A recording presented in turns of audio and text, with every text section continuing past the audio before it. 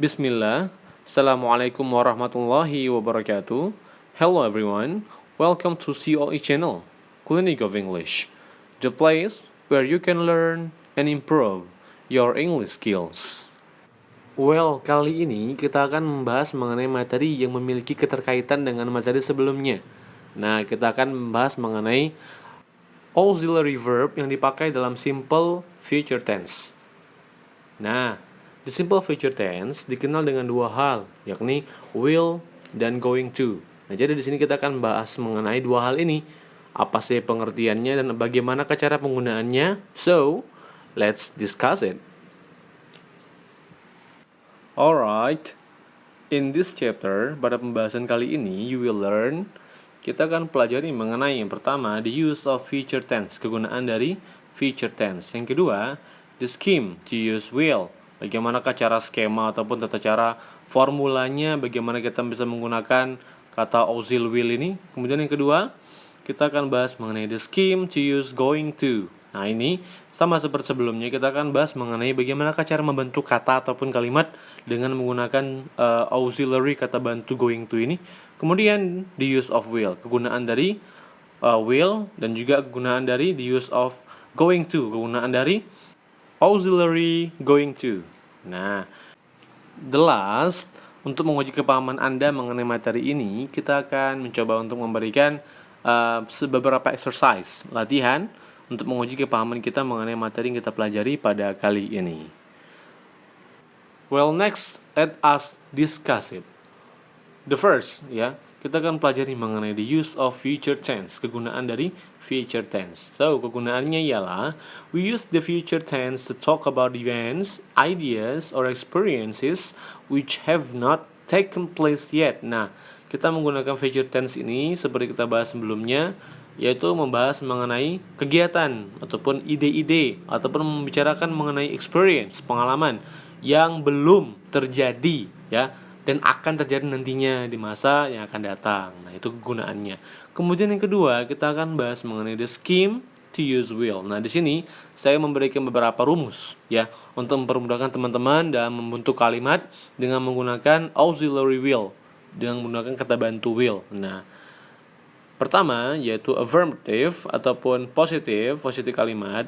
Pertama menggunakan seperti biasa, ada subject plus will plus verb 1 plus complement. Subject di sini ada I, you, we, they, he, is, she, it. Itu namanya subject. Kemudian plus will, verb 1 plus complement. Kemudian yang negatifnya, subject plus will plus not plus verb 1 plus complement. Interrogatifnya dibalikan saja, will plus subject plus verb 1 plus complement. Contoh kalimatnya yang pertama, he will attend the meeting. Yang negatifnya, he will not attend the meeting.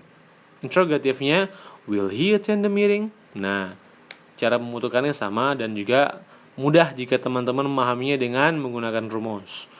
Jangan lupa, arti dari will dan going to itu sama artinya, yakni akan.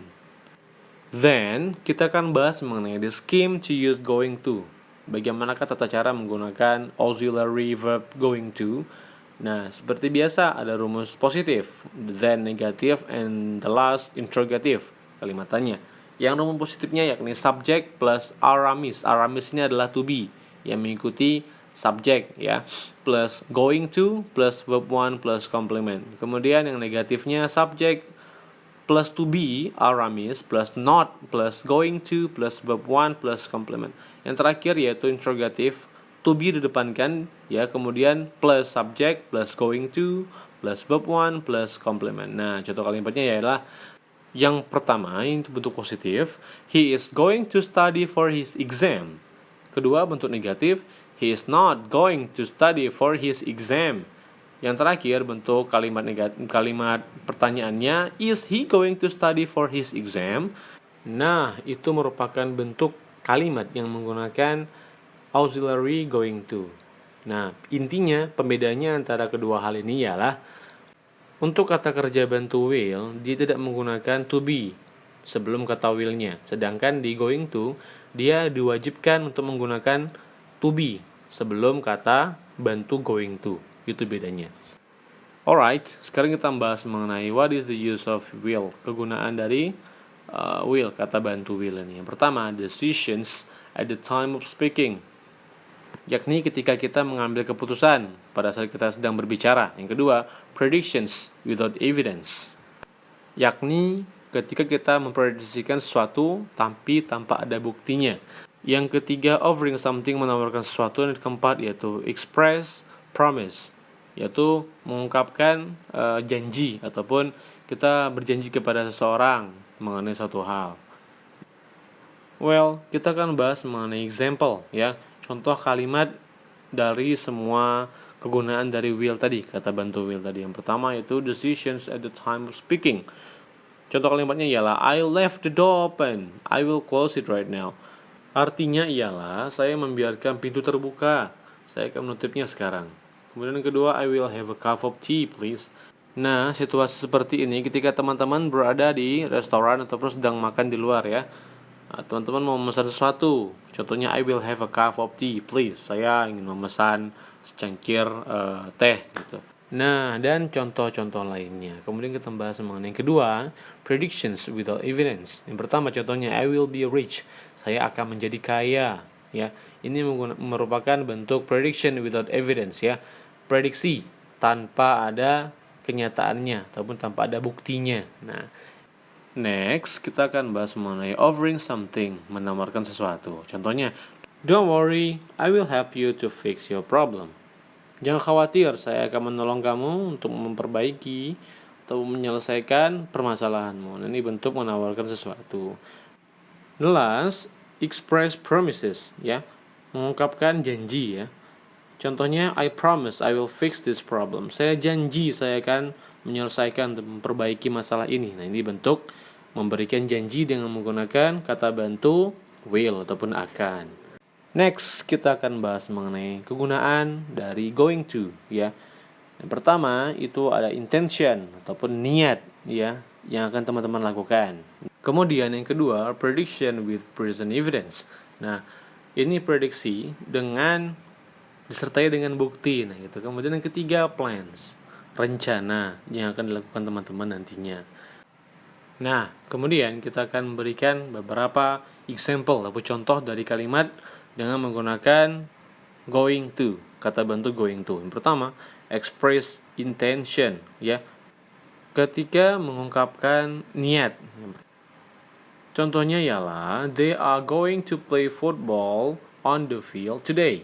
Nah, mereka akan bermain bola di lapangan hari ini. Itu bentuk express intention, mengungkapkan niat yang hendak dilakukan nantinya.